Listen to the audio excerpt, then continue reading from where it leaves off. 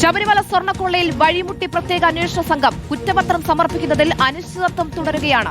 ഫെബ്രുവരി 1 മുൻപ് കുറ്റപത്രം സമർപ്പിക്കാനായില്ലെങ്കിൽ മുഖ്യപ്രതി ഉണ്ണികൃഷ്ണൻ പോറ്റിക്കും ജാമ്യം ലഭിക്കുന്ന സാഹചര്യമുണ്ടായേക്കും. നഷ്ടപ്പെട്ട സ്വർണം കണ്ടെത്താനാകാത്തതാണ് പ്രതിസന്ധി. അതിനിടെ കൂടുതൽ ദേവസ്വം ബോർഡ് ഉദ്യോഗസ്ഥരെ SIT ചോദ്യം ചെയ്തു. PS പ്രശാന്തിനെയും അജികുമാറിനെയും വീണ്ടും നോട്ടീസ് നൽകി വിളിപ്പിക്കും. ഹരിമോഹൻ വിശദാംശങ്ങൾ നൽകും. Harimohan, good morning. ഇപ്പോൾ സൂചിപ്പിച്ചതുപോലെ തന്നെ പ്രാഥമിക കുറ്റപത്രം പോലും നൽകാൻ SITക്ക് ഇതുവരെ കഴിഞ്ഞിട്ടില്ല എന്നുള്ളത് വലിയ പ്രതിസന്ധിയാണ്. നഷ്ടമായ സ്വർണം കണ്ടെത്താൻ കഴിഞ്ഞിട്ടില്ല. ഇപ്പോൾ മുരാരി ബാബു പുറത്തിറങ്ങിയതുപോലെ തന്നെ കുറ്റപത്രം ഇനിയും വൈകിയാൽ ഉണ്ണികൃഷ്ണൻ പോറ്റി അടക്കമുള്ളവർ പുറത്തിറങ്ങുമെന്നുള്ള ഗുരുതരമായ ഒരു സാഹചര്യവുമുണ്ട്. അപ്പോൾ SIT ഇനിയുള്ള കാര്യങ്ങൾ എങ്ങനെയായിരിക്കും വേഗത്തിൽ നീക്കുപോക്കാക്കുക?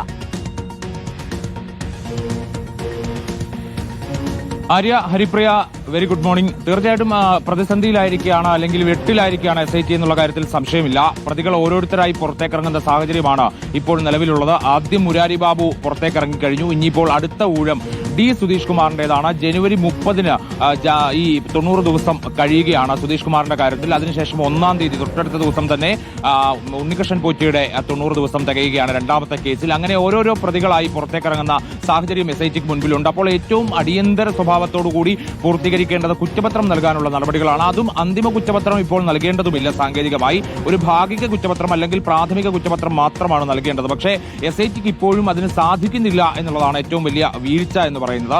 SIT അതിന് ചൂണ്ടിക്കാണിക്കുന്ന ചില കാരണങ്ങളുണ്ട്. അതിൽ ഒന്നാമത്തേത് ഈ ശാസ്ത്രീയ പരിശോധനാ ഫലം ഒരു വിശദമായ റിപ്പോർട്ടായിട്ടല്ല ലഭിച്ചിട്ടുള്ളത്.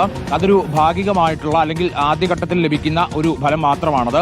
VSSൽ നിന്ന് ഇനിയും വിശദമായിട്ടുള്ള റിപ്പോർട്ട് കിട്ടേണ്ടതുണ്ട്. മാത്രമല്ല സ്ട്രോങ് റൂമിൽ, സന്നിധാനത്തെ സ്ട്രോങ് റൂമിൽ SIT നടത്തിയ പരിശോധനയിൽ ശേഖരിച്ച സാമ്പിൾ കൊണ്ടുപോയി കൊടുത്തിട്ടുണ്ട്. അത് VSSC കൂടുതലായി പരിശോധിച്ചുകൊണ്ട് രണ്ടാമത് വീണ്ടും ഒരു റിപ്പോർട്ട് നൽകേണ്ടതുണ്ട്. പക്ഷേ ഇതിനൊക്കെ വീണ്ടും കാലതാമസമെടുക്കും.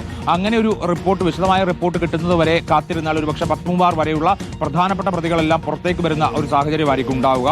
അതുകൊണ്ട് ചില പ്രാഥമിക കൂടിയാലോചനകൾ ഇതിനോടകം തന്നെ SIT തലത്തിൽ നടത്തിക്കഴിഞ്ഞു. SIT തലവനായിട്ടുള്ള ADGP H വെങ്കടേഷും അന്വേഷണ ഉദ്യോഗസ്ഥരും തമ്മിൽ നടത്തിയിട്ടുള്ള കൂടിയാലോചനയിൽ ഈ കാര്യത്തിൽ ഒരു നിയമോപദേശം തേടാൻ വേണ്ടി തീരുമാനമായിട്ടുണ്ട്. അതായത് കോടതിയിൽ കുറ്റപത്രം സമർപ്പിക്കുമ്പോൾ, ഭാഗിക കുറ്റപത്രം സമർപ്പിക്കുമ്പോൾ ഏതെങ്കിലും നിലയിൽ കോടതിയിൽ നിന്ന് തിരിച്ചടി നേരിടുമോ എന്നുള്ളതാണ് SITയുടെ ആശങ്ക. കൊല്ലം വിജിലൻസ് കോടതിയിൽ ഇത് സംബന്ധിച്ച ഒരു പ്രാഥമിക കുറ്റപത്രം സമർപ്പിക്കുന്നതിന് മുന്നോടിയായിട്ട് അതിന്റെ നിയമവശങ്ങളെക്കുറിച്ച് പഠിക്കാൻ, അല്ലെങ്കിൽ ആ കുറ്റപത്രം തള്ളുന്ന അടക്കമുള്ള കാര്യങ്ങൾ, അതും ഒരു തിരിച്ചടിയാവുമല്ലോ. അപ്പോൾ സ്വാഭാവികമായിട്ട് ആ തിരിച്ചടി ഉണ്ടാകാതിരിക്കാൻ വേണ്ടിയിട്ടുള്ള ഒരു കരുതൽ എന്നോണം ഒരു നിയമോപദേശം തേടാൻ വേണ്ടിയുള്ള തീരുമാനത്തിലേക്ക് കൂടി എത്തിയിട്ടുണ്ട്.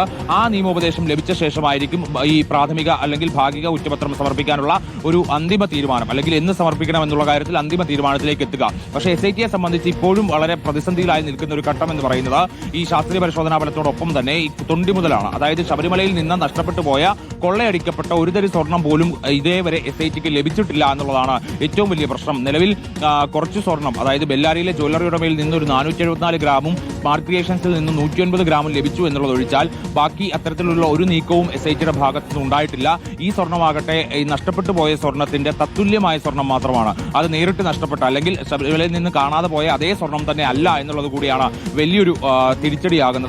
അതുകൊണ്ട് കോടതിയിൽ പോലും അത് സമർപ്പിക്കാൻ പറ്റാത്ത ഒരു സാഹചര്യമാണുള്ളത്. ഒരുപക്ഷെ ഹൈക്കോടതിയിൽ നിന്നടക്കം വിമർശനം വരും ദിവസങ്ങളിൽ കേൾക്കാനുള്ള സാധ്യത കൂടിയുണ്ട്. പ്രതികളുടെ ജാമ്യാപേക്ഷ പരിഗണിക്കുമ്പോൾ സിംഗിൾ ബെഞ്ചിൽ നിന്നോ, അല്ലെങ്കിൽ ഫെബ്രുവരി 9 ഈ ഇടക്കാല അന്വേഷണ റിപ്പോർട്ട് സമർപ്പിക്കുന്ന സമയത്ത് ദേവസ്വം ബെഞ്ചിൽ നിന്നോ അടക്കം വിമർശനം കേൾക്കാനുള്ള സാധ്യത കൂടിയുണ്ട്. മാത്രമല്ല ഈ പുറത്തേക്ക് പോകുന്ന പ്രതികൾ, അതായത് ഇപ്പോൾ മുരാരി ബാബു പുറത്തേക്ക് പോയി കഴിഞ്ഞു, ED അദ്ദേഹത്തെ ചോദ്യം ചെയ്യാൻ വേണ്ടിയുള്ള നീക്കത്തിലേക്ക് കടക്കുന്നു.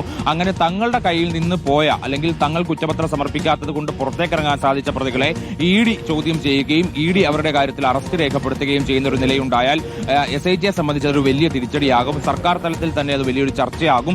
SITക്ക് കടുത്ത വിമർശനം ഉണ്ടാകാനുള്ള സാധ്യത ആഭ്യന്തര വകുപ്പിൽ നിന്നുണ്ട് എന്നുള്ളതാണ്. അത് കാരണം കേന്ദ്ര ഏജൻസിയാണ്. കേന്ദ്ര ഏജൻസിയുടെ കൈകളിലേക്ക് പ്രതികൾ ചെല്ലുന്ന ഒരു സാഹചര്യം ഉണ്ടാക്കിയത് സംസ്ഥാനത്തെ ഏജൻസിയാണ് എന്നുള്ള രീതിയിലുള്ള ചില വ്യാഖ്യാനങ്ങൾ ഉണ്ടാകും. അപ്പോൾ അത്തരം സാഹചര്യങ്ങളെ എങ്ങനെ നേരിടണം എന്നുള്ളതിൽ ഇപ്പോഴും ആശയക്കുഴപ്പത്തിൽ തന്നെയാണ് SIT എത്തി നിൽക്കുന്നത്. കാരണം ഏതെങ്കിലും നിലയിൽ ഇപ്പോഴത്തെ സാഹചര്യം അനുസരിച്ചുകൊണ്ട്, അല്ലെങ്കിൽ ഇപ്പോൾ ലഭിച്ചിട്ടുള്ള വിവരങ്ങളുടെ അടിസ്ഥാനത്തിൽ ഒരു കുറ്റപത്രം സമർപ്പിക്കുകയാണെങ്കിൽ അത് കോടതിയിൽ നിന്ന് ഒരുപക്ഷെ അംഗീകരിക്കാൻ സാധ്യതയില്ല. അതൊരു പക്ഷെ തള്ളിക്കളയാനുള്ള സാധ്യതയുണ്ട്. മാത്രമല്ല അതിനെ ചോദ്യം ചെയ്യാൻ പ്രതികൾക്ക് മേൽക്കോടതിയിൽ അവസരം ലഭിക്കുകയും ചെയ്യും. അങ്ങനെ ഒരു ഭാഗിക കുറ്റപത്രം സമർപ്പിക്കാനുള്ള ഒരു വിശാലമായ സാധ്യതയൊന്നും നിലവിലില്ല. പക്ഷെ നിലവിലെ ചില കാര്യങ്ങൾ വെച്ചുകൊണ്ട് നിയമോപദേശം തേടി എന്നുള്ളതാണ്. പക്ഷെ അതേസമയം തന്നെ മറ്റ് നീക്കങ്ങൾ സമാന്തരമായി SIT നടത്തുന്നുണ്ട്. അതിൽ ഏറ്റവും പ്രധാനപ്പെട്ടത് ഈ 2025 ഭരണസമിതി, അതായത് ഈ കഴിഞ്ഞു പോയിട്ടുള്ള PS പ്രശാന്തിന്റെ നേതൃത്വത്തിലുള്ള ഭരണസമിതിയിൽപ്പെട്ട ആളുകളെ ചോദ്യം ചെയ്യാനുള്ള നീക്കത്തിലേക്ക് തന്നെ SIT കടക്കുന്നു എന്നുള്ളതാണ് മനസ്സിലാകുന്നത്. കാരണം 1998 മുതൽ 2025 വരെയുള്ള എല്ലാ ഇടപാടുകളും അന്വേഷിക്കണമെന്നുള്ളതാണ് ഹൈക്കോടതിയുടെ നിർദ്ദേശം. അതനുസരിച്ചുകൊണ്ട് നടത്തിയ അന്വേഷണത്തിലാണ് 2025 ദ്വാരപാലക ശില്പപാളികൾ ചെന്നൈയിലേക്ക് കൊണ്ടുപോയി അറ്റകുറ്റപ്പണി നടത്തിയതിൽ വലിയ രീതിയിലുള്ള ചില സംശയങ്ങൾ, ചില സൂചനകൾ, ദുരൂഹതകളൊക്കെ തന്നെ നിലനിൽക്കുന്നുണ്ട്. അതിന്റെ അടിസ്ഥാനത്തിൽ വീണ്ടും PS പ്രശാന്തിനെയും അജികുമാറിനെയും, ദേവസ്വം ബോർഡ് അംഗമാണ്, അജികുമാറിനെയും ചോദ്യം ചെയ്യാൻ വേണ്ടി വിളിപ്പിക്കണം എന്നുള്ള തീരുമാനത്തിലേക്ക് SIT എത്തിയിട്ടുള്ളത്. കാരണം ഈ പ്രശാന്തിനെ ഇതേവരെ 2 തവണ മൊഴിയെടുത്തിട്ടുണ്ടെങ്കിലും ഒരു ചോദ്യം ചെയ്യൽ സ്വഭാവത്തിലേക്ക് ഇതുവരെ എത്തിയിട്ടില്ല. അജികുമാറിനെ വിളിപ്പിച്ചിട്ടുണ്ടെങ്കിലും വന്നിരുന്നില്ല. അതുകൊണ്ട് ഇവരെ വിശദമായി ചോദ്യം ചെയ്യാനാണ് SIT തീരുമാനം.